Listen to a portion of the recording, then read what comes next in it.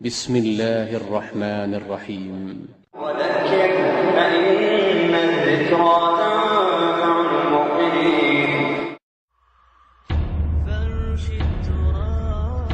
بسم الله والحمد لله والصلاة والسلام على رسول الله. My dear brothers and sisters in Islam, Assalamu alaikum wa rahmatullahi wa barakatuh. I ask Allah subhanahu wa ta'ala to allow me to connect to your hearts and for you all to be motivated enough to change any element in your life that is dragging you behind in this dunya. Many people do not feel the reality in this life because of the mercy of Allah subhanahu wa ta'ala. Allah subhanahu wa ta'ala has given people so much that they think that they provide for themselves. If you are hungry, you go and eat. If you become thirsty, you go and drink. When you become hot, you turn on the air condition. When you become cold, you turn on the heater. And Muslims, you have the ability to make judgments in this life, to make decisions, but after your death, then what? O people of the world, O Ummah of Muhammad, O rulers of the world, O you oppressing person, O you oppressed person, I call upon every person who can hear my voice, the rich, the poor, the famous and the unknown, the old and the young.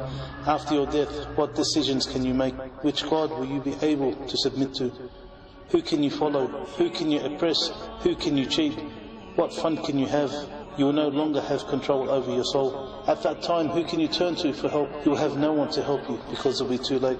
And you will think to yourself, who can I blame but myself? O mankind, why do you see yourself so independent? Remember when Allah subhanahu wa ta'ala takes the souls of every living thing, who will remain but Allah subhanahu wa ta'ala, al-wahid al-ahad? So you deceived person, you think that you are great and lofty, that you are too high and no one can reach your level. At the time of death, you will realize how low you really are and how high Allah subhanahu wa ta'ala is. You will realize how you neglected Allah. You will realize how you neglected yourself. You will realize how you neglected your friends and family, and you will think to yourself, who can I blame but myself? My dear brothers and sisters in Islam, at the time of your death, you will not be able to do anything. No matter how much power you had, no matter how strong you were, no matter how much wealth you had, no one will be able to help you, and you will think, who can I blame but myself? So at this present time in your life, the remembrance of death is your cure. If you remember death, you will understand this life. You will understand what are your priorities in life. We were not sent to this world to make it our homes, nor to be oppressors, nor to make it a fun park where we commit every sin under the sun. This is not the reality of life. When you see a dying person on their deathbed in hospital, you will see all the doctors around them trying to work out what to do, what medicine to give, what operation to perform. They are planning, but Allah subhanahu wa ta'ala is also planning. You need to understand, nothing happens against the will of Allah subhanahu wa ta'ala.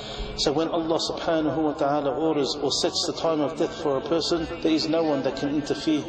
The angel of death will be the surgeon to extract the soul from the body. I recommend you all to see a person at the time of death. This should wake you up to reality. You will see the dying person's face turn pale. You will see them struggling to breathe their final breath. You will see them struggling to move their limbs. You will see them struggling to move their lips to speak.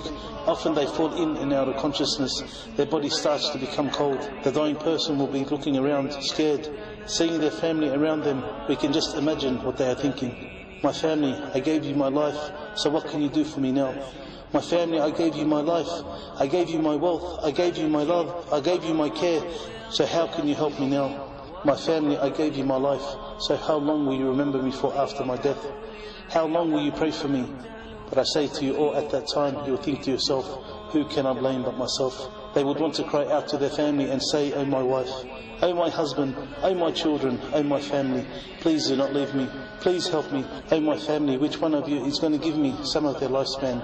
Just 1 or 2 years, just 1 month, or a week, even a day. The blessed person is the one whom Allah subhanahu wa ta'ala makes easy for them to say the shahadatain at the time of death. I ask Allah subhanahu wa ta'ala to make it easy for us at the time of our death. After that you will see the dying person roll their eyes back. They will breathe in their final breath, and their soul will be taken by the angel of death. The people will cry, and the deceased will think, who can I blame but myself? So my dear brothers and sisters in Islam, I warn you, do not be deceived by this world. I warn you that you will be brought out of your grave, and you will be judged by Allah subhanahu wa ta'ala. Then will be either everlasting bliss or an eternity of punishment.